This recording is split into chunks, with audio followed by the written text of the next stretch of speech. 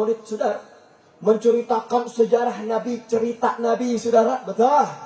Dalam peringatan Maulid Nabi kita mendengar kisah-kisahnya, mendengar riwayat hidupnya. Tadi yang dibaca itu isinya bukan politik, bukan Pak.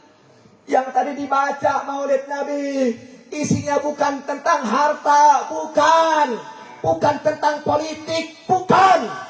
Akan tetapi isinya bagaimana suka dan duka yang dialami oleh baginda Nabi besar Muhammad. Diceritakan bagaimana hidup beliau, bagaimana cara berjuang beliau dari mulai lahir sampai beliau wafat, saudara-saudara.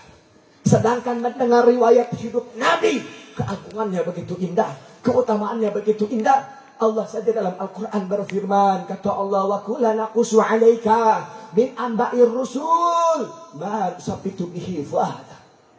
Allah, saudara, yang memberikan isyarat kepada kita sebagai umat Nabi, bahwa Nabi saja, kata Allah, wa kullana naqussu, dari semua kisah, dari semua sejarah, dari semua riwayat yang aku berikan kepada engkau, wahai Nabi, yang aku berikan kepada engkau, wahai Rasul.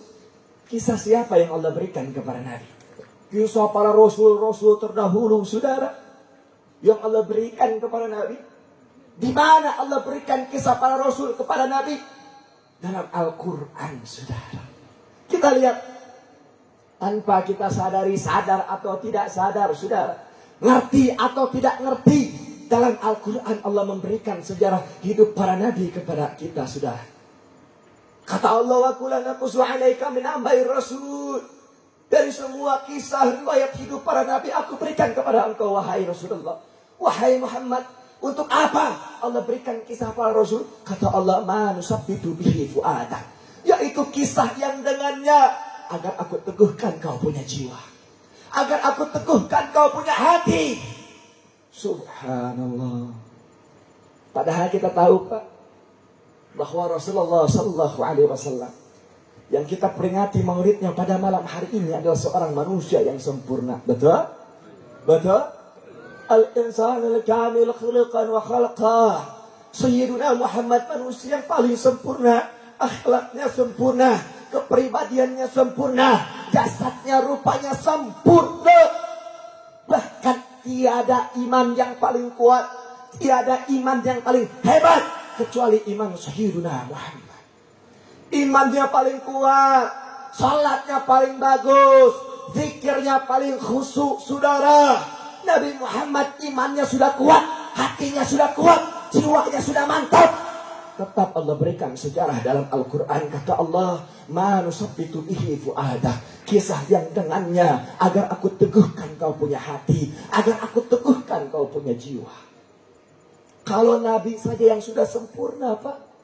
Kalau Nabi saja yang sudah sempurna, imannya kuat, imannya tetap mengenang sejarah Nabi. Loh, bagaimana dengan kita sebagai umatnya, saudara? Bagaimana dengan kita sebagai umat Nabi? Kita tidak mau hadir di majlis maulidnya, gak mau mengenang sejarah hidupnya. Bagaimana dengan kita? Jangan bicara iman dulu, saudara.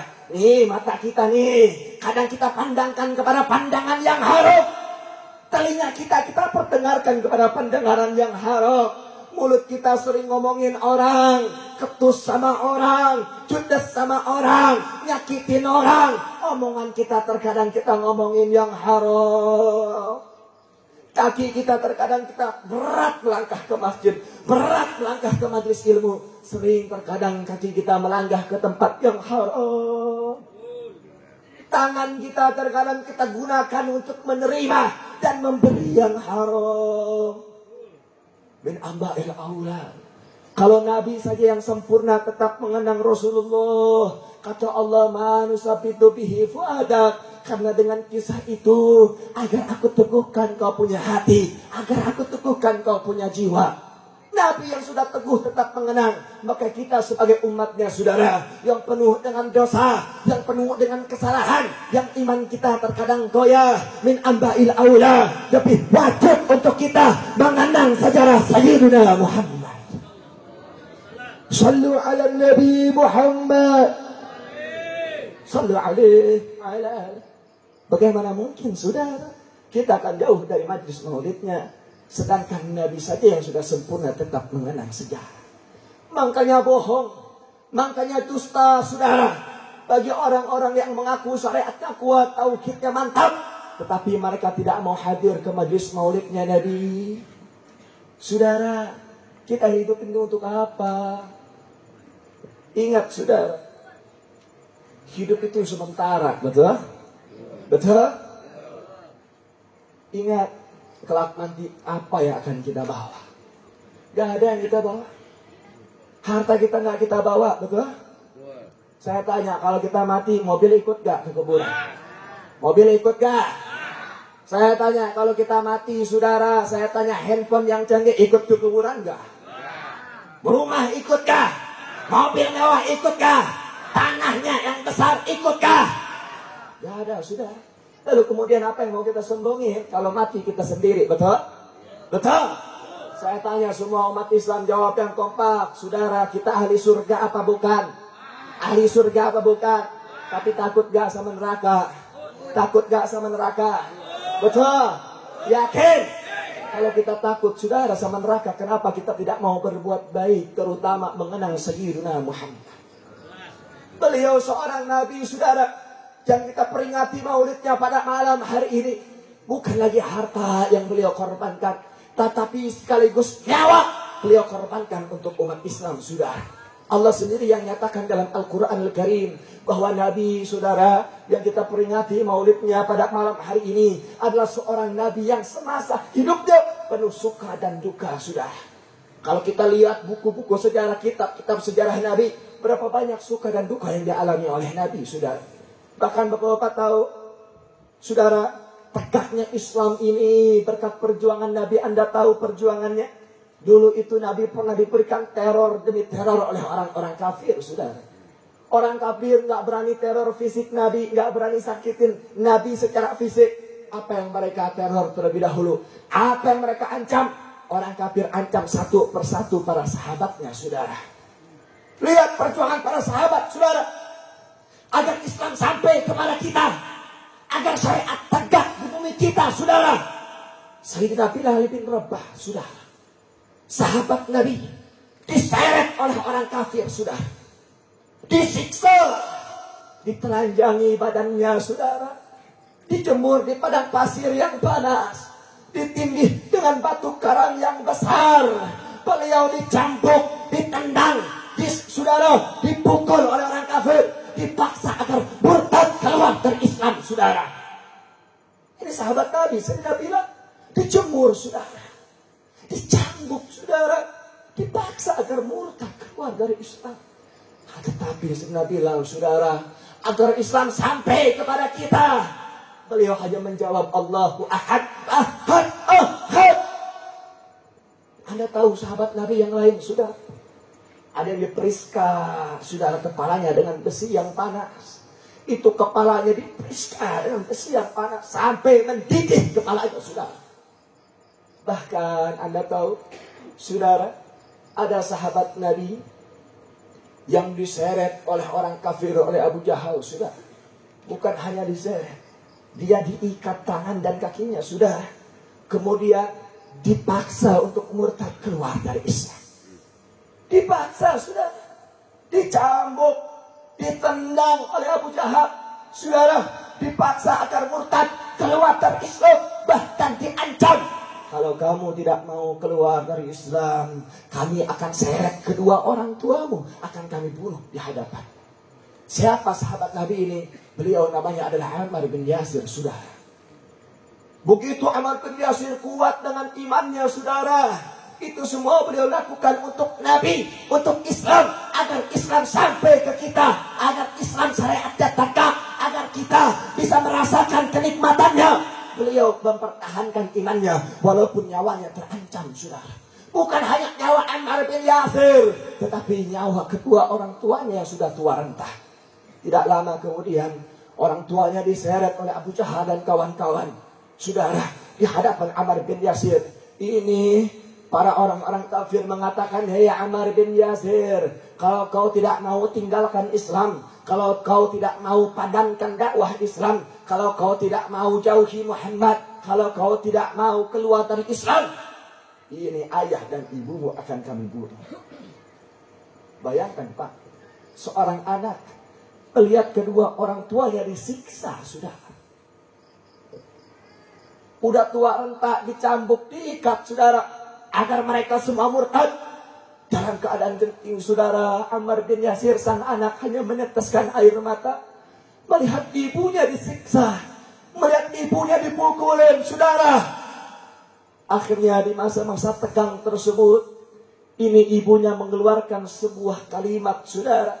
Kata ibunya, hei Ammar, ya waladi, hei Ammar, wahai anakku, camkan baik-baik, wahai Ammar. Andai kata ibumu pada hari ini harus mati karena mempertahankan iman, karena mempertahankan Islam, wallahi demi Allah, ibu gak rida kalau kamu nanti keluar dari Islam. Begitu mendengar perkataan sang ibu, ini Abu Jahal dan kawan-kawan marah, murka, gak suka dengan pendengaran, dengan perkataan sang ibu yang menguatkan anaknya. Saat itu juga ibunya dibunuh, saudara. Bukan hanya dibunuh, tetapi dibunuh dengan kejam, dibunuh dengan keji. Mohon maaf Pak Bu, ini ibunya Ammar bin Yasir dibunuh, ditusuk dari kemaluannya, saudara, tembus sampai ke pinggang, saudara. Dalam kisah ini juga kita tahu ternyata Pak Bu, orang yang pertama kali mati syahid membela iman Islamnya bukan anak muda yang gagah perkasa, bukan. Bukan seorang kiai yang imamannya segedeban pesta, bukan. Bukan, saudara. Bukan orang kaya yang punya harta banyak, bukan. Ternyata dalam kisah ini kita tahu pertama kali orang yang pertama kali mati syahid membela iman Islam menjadi ahli surga adalah seorang perempuan yang tua renta, saudara, yang bernama Sumayyah. Saudara, kalau perempuan tua saja, beliau rela mati bersimbah darah untuk mempertahankan iman dan Islam, agar iman sampai kepada kita, agar Islam sampai kepada kita. Makanya saudara, harusnya ini menjadi cambuk. Yang tua saja rela seperti itu. Harusnya para kiai, para habaib, anak-anak muda, semua umat Islam harus lebih rela mati untuk iman dan Islam, saudara. Betul. Makanya saudara cemen, kalau ada orang nih, jangankan jauh-jauh dah. Jauh-jauh kita jihad, jauh-jauh perang mati, jangan dulu ke situ dah. Ada orang anak anaknya, maka karinya, contoh saudara, saya tanya, saudara, kalau untuk Islam mengeluarkan harta bagian jihad bukan? Pahala bukan? Pahala bukan? Pahala sangat luar biasa. Tapi masih banyak umat Islam di luar sana yang berat memberi hartanya, saudara, untuk kepentingan Islam. Betul apa betul? Betul apa betul? Bahkan mohon maaf Pak, mohon maaf, jangankan ngeluarin harta. Jangankan ngeluarin harta untuk dakwah Islam. Untuk hadir saja kadang-kadang suka males, sudah. Di luar sana, bukan di kampung ini, bukan di Cidahu, bukan. Gak tahu di mana dah ini. Jauh, ternyata Pak, yang jauh tuh ada orang. Ini panitia kesian. Bikin undangan dengan semangat. Bikin undangan sudah. Oh, pada tanggal sekian, bulan diadakan peringatan Maulid Nabi. Dibikin undangan. Disebar undangan sudah. Belum lagi dibikin foto, dibikin baliho. Belum lagi panitia bikin panggung, saudara. Belum lagi panitia bikin pasang sound. Belum lagi siapkan konsumsi, saudara. Ini semua bukan untuk dirinya, bukan untuk panitia, bukan. Ini semua untuk dakwah Islam, saudara. Ini semua untuk umat Islam. Tapi di luar sana kadang-kadang suka ada yang malas, saudara, hadir. Bahkan mohon maaf, ada orang nih, di sini diadakan peringatan Maulid Nabi, itu rumahnya kedengeran, kelihat, saudara. Tapi seakan-akan acara majelis Maulid Nabi jauh dari pandangan, ya saudara. Dia malah ke pintu, ngapain hadir di rumah aja. Di rumah juga bisa baca Maulid. Sombong, saudara. Ngapain hadir? Kalau cuma sholawat di rumah juga bisa. Sombong, saudara. Sombong apa sombong? Sombong apa sombong? Jadi seakan-akan peringatan Maulid Nabi jauh di hadapannya. Na'udzubillah min dzalik. Saya ingatkan siapapun kalian, mau habib kek, mau kiai kek, mau ulama kek, mau santri ke, mau orang kaya ke, mau orang tua ke, mau preman ke, siapapun coba-coba remehkan majlis maulid Nabi, bangun dilaknat oleh Allah, saudara. Takbir, takbir. Oh, bagaimana bisa dilaknat oleh Allah? Ya, Allah saja bangga, saudara, dengan peringatan seperti ini, dengan syariat seperti ini, saudara, dengan berkumpul berzikir kepada Allah. Tadi kita sudah sebutkan hadisnya, hadis sahih riwayat Muslim, bahwa Allah banggakan kita yang zikir, yang bersyukur di hadapan para malaikat, saudara. Betul. Jadi kalau ada orang sombong, saudara, dia nggak mau hadir ke majlis maulid Nabi, dia nggak mau hadir ke peringatan maulid Nabi, sombong, saudara. Apa yang mau mereka bawa?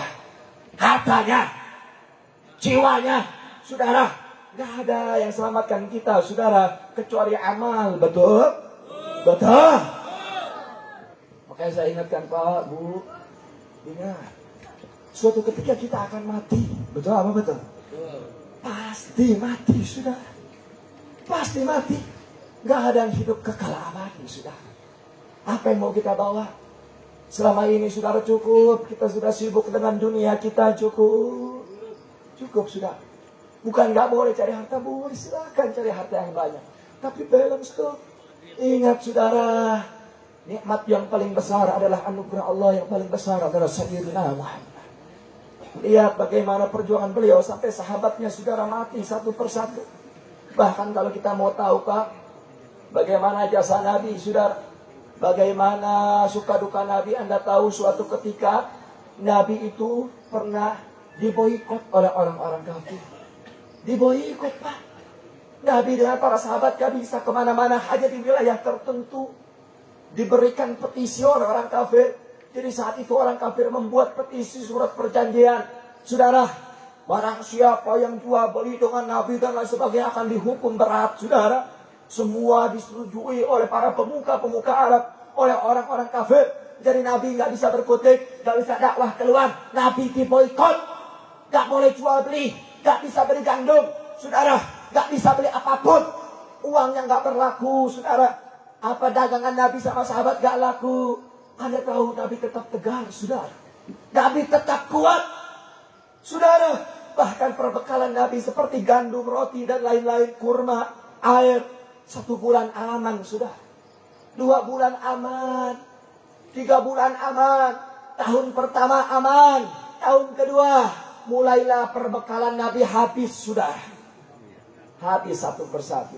Tahun ketiga, saudara, selama berjalan tahun ketiga, Nabi cuma bisa makan kurma 1 untuk 1 hari. Terus berjalan Nabi cuma bisa isep-isep kurma doang, saudara. Mulai terus berjalan kurma habis, air habis, saudara, gandum habis, perbekalan Nabi habis. Apa yang Nabi lakukan, Pak? Nabi hanya melakukan 1 cara yang untuk bisa bertahan hidup. Karena saat itu sudah mulai banyak yang mati, saudara, karena kelaparan. Yang mati karena kehausan. Nabi mengambil batu, saudara. Ini batu dengan para sahabat. Nabi ganjal di perutnya, menahan rasa lapar, saudara. Ini bukan untuk dirinya, ini untuk Islam. Agar Islam sampai kepada kita, saudara. Menahan rasa perih perutnya, diganjal oleh batu. Saya tanya, semua umat Islam pernah mengganjal batu pakai perut, pakai batu belum? Nabi sudah lakukan karena kelaparan, sudah. Nabi kelaparan karena diboikot oleh orang-orang kafir. Tapi lihat, saudara, pertolongan Nabi begitu hebat, pertolongan dari Allah begitu hebat.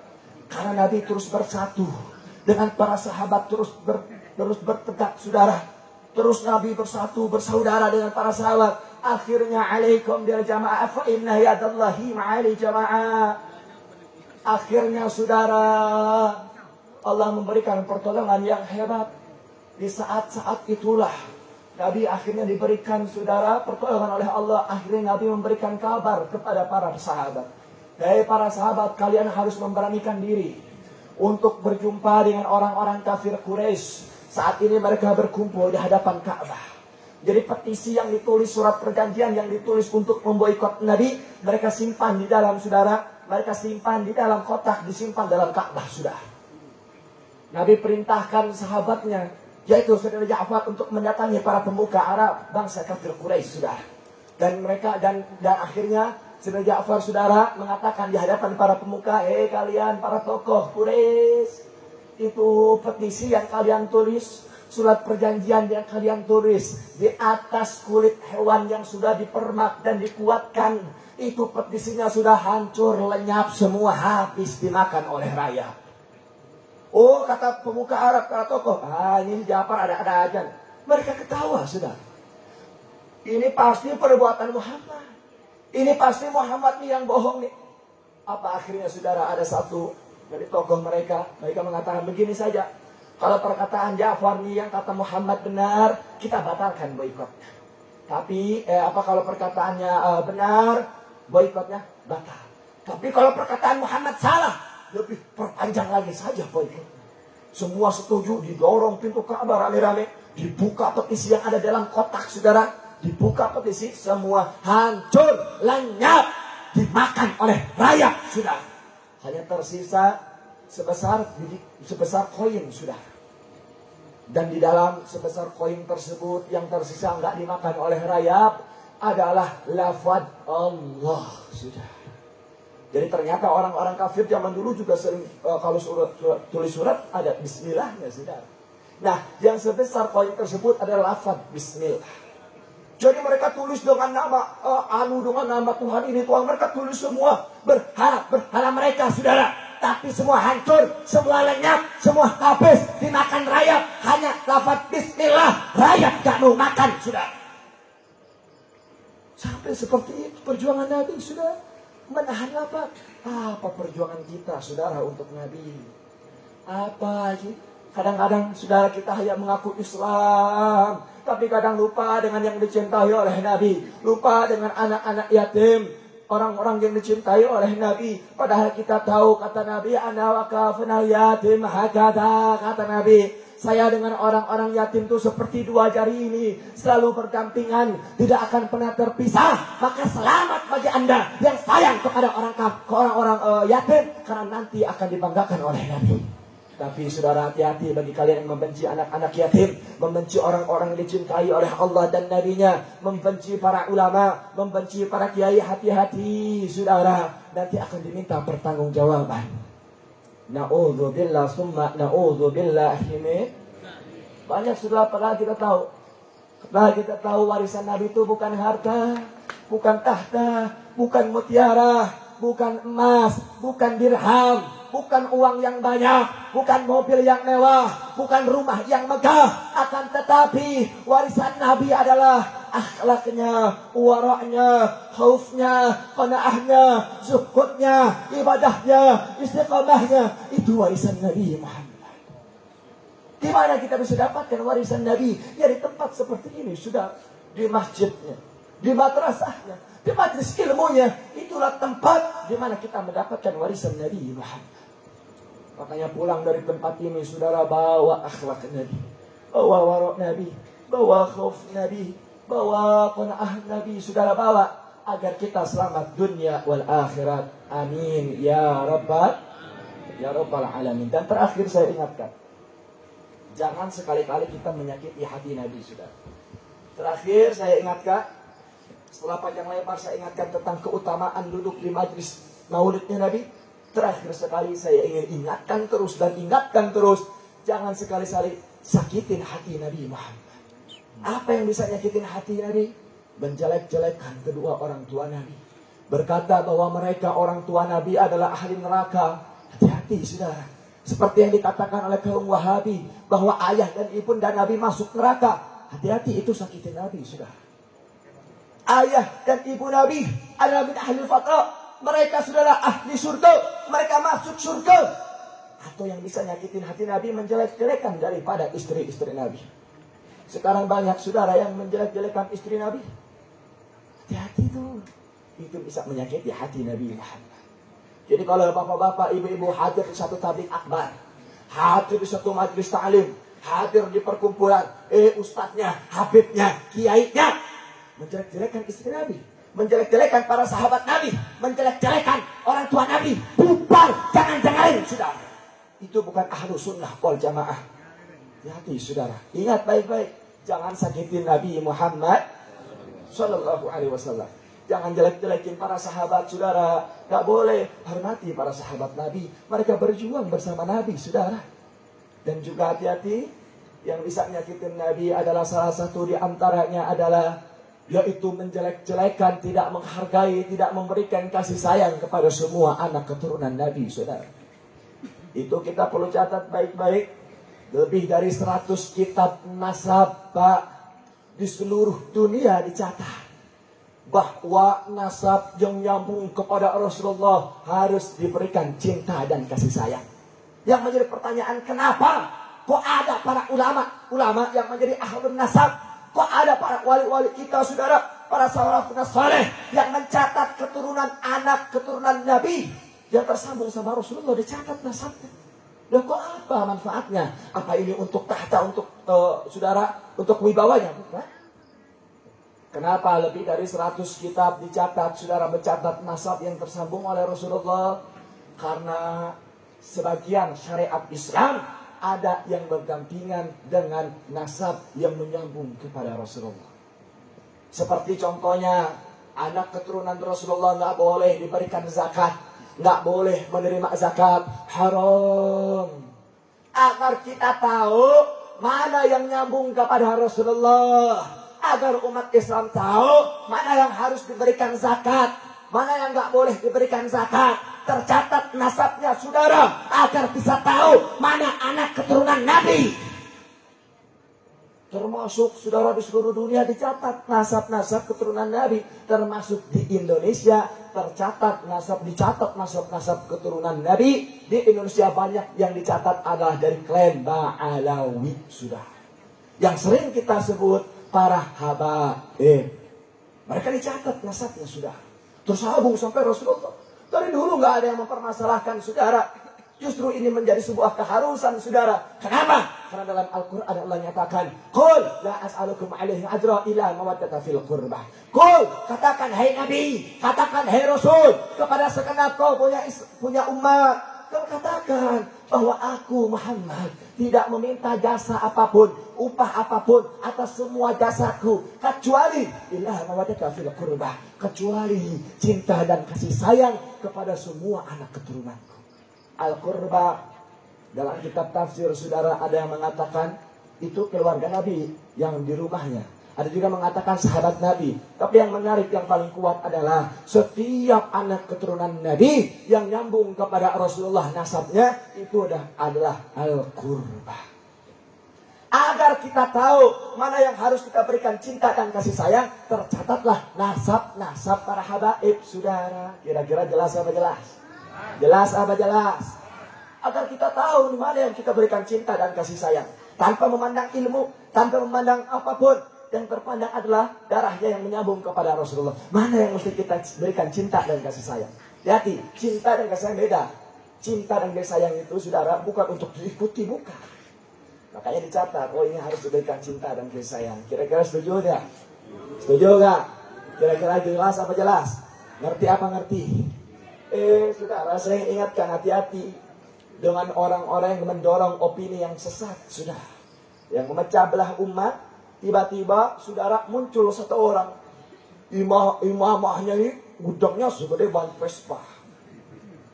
Waduh, katanya dia nulis tuh satu buku tesis ilmiah, mencatat nasab-nasab yang tidak tersambung oleh kepada Rasulullah. Namanya Imaduddin, saudara. Ini Imaduddin bikin satu buku yang membatalkan nasabnya para habaib. Yang saya aneh, Ibn Ajaib, saudara. Mama kita terdahulu, gak ada yang mempermasalahkan, saudara. Loh, kok zaman sekarang ada satu orang yang bikin katanya Habib gak nyampe kepada Rasulullah. Na'udzubillah, ini. Hati-hati, jangan mau diadu domba. Jangan mau diadu domba, saudara. Kita dari dulu bersatu, betul? Habib dan ulama bersatu, betul? Mereka mengatakan, saudara, golongan mereka mengatakan, ini Habib di Indonesia ini mau menghilangkan sejarah Nusantara. Saudara, Habib yang mana sih yang mau ngilangin sejarah Nusantara? Saya aja Habib yang kecil, saudara, yang mondoknya seberapa? Saya ini kalau belajar tentang sejarah Nusantara, gak cukup 1 minggu, Pak. Gak cukup 1 minggu, Bu. Saya mau catat para pahlawan, nama-namanya sampai ke bentuk BPUPKI, sampai ke bentuk Pancasila, kami belajar.